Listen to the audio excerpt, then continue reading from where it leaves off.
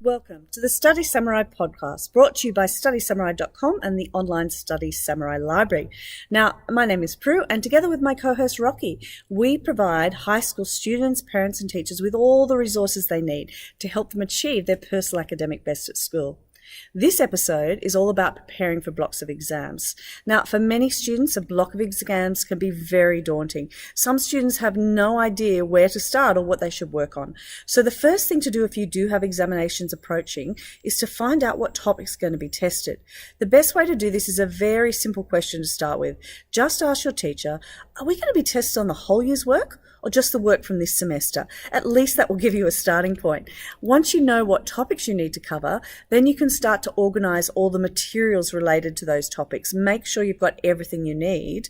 And then the big one, start making study notes. So for each topic, start summarizing the information.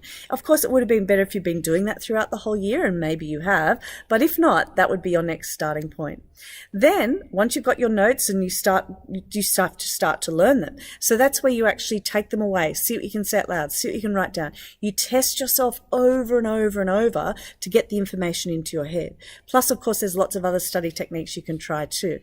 Once we've done that and we're starting to really get the information, we need to see if we can apply our skills. And that's where the practice comes in. The more questions you do, the better, because this helps you see if you can actually apply your knowledge to different types of questions.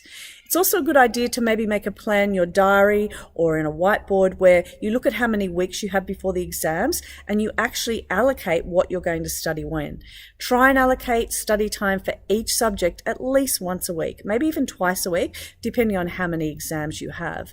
So it's really important we can't get started until we find out that information. So the first step is to find out really clearly, what do I need to study? Then you get yourself organized, you make your study notes, you start testing yourself on the study notes, and you do lots and lots of practice. That's all for today's episode of StudySamurai.com.